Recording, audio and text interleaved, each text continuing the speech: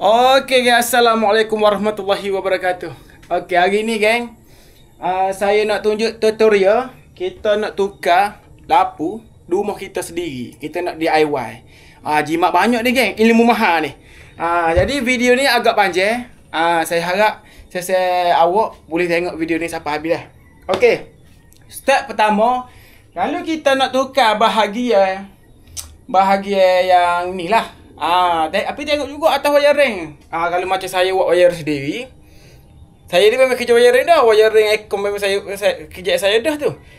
Tapi kalau saya dah buat skala, kalau bahagian ruang tamu, saya akan tarik untuk bahagian ruang tamu. Dan kalau bahagian bilik, saya akan tarik untuk dalam bilik. Saya tak tukar-tukar lah.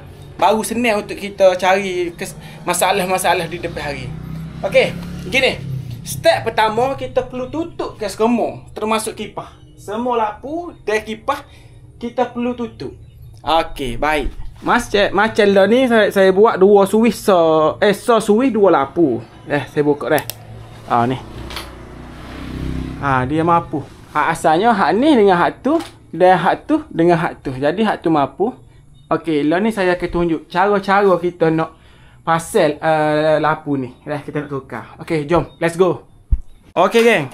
Ni lampu yang baru ke dah. Ni lampu yang baru dan ni lampu yang lama. Okey, saya buat lampu yang lama. Tak tahulah nampak ke tak nampak ni, geng. Tapi saya akan ajar satu persatu step by step. Okey, ni wayar api dan ni wayar neutral dan ni wayar bumi. Anda memerlukan test pen ke dah. Tak kira mahal atau murah, tidak kira, beli je. Asal ada. Okey, yang lama kita buat, kita tak sih. Ni yang baru, geng.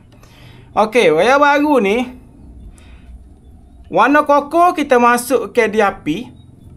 Di kuning dah. Kadang-kadang orang buat warna merah, buat warna biru. Dia macam-macam. Jadi kita perlu tahu color dia, geng. Okey. Kalau tak tahu, kita buka switch dah, kita letak sini dan kita buat gini. Kalau nyala sini bermaksud tu wayar api. Okey, geng. Jadi settle dah bahagian satu, wayar api, dan ni wayar neutral. Okey. Kita letak di neutral. Lepas tu kita kemaskan dia. Jangan longgar dah, nanti dia spark. Okey. Jadi kita masukkan dia. Ni dia ada lingo, kan? Lingo ni kita kepit atas tu, geng. Kepit atas tu, barulah kita akak dia. Akak, kita letak. Baru kita lepas. Okey. Cun. Comel. Jadi, dah selesai kita tukar lampu. Kita test pula, geng. Ni. Kita test dah. Satu. Okey, hidup. Hidup dah, kan? Dua. Okey. Cantik. Hidup juga. Tu. Dua. Alhamdulillah. Okey. Jadi, kita pergi ke bahagian dapur pula ke dah. Pasalnya saya tak tunjuk tadi cara-cara nak buka lampu. Okey, jadi saya akan tunjuk cara-cara nak buka lampu dah. Okey, jom. Okey, geng. Cara-cara nak buka lampu, geng. Tidak payah, geng. Kita hanya cungkil sahaja di sini dan kita cari link aja ni. Ni link aja, kan. Kita buka. Mudah ya, geng. Semudah ABC, geng. Kalau buat benda ni sendiri, anda mau jimat berpuluh-puluh ringgit. Anda sudah jimat berpuluh-puluh ringgit, geng.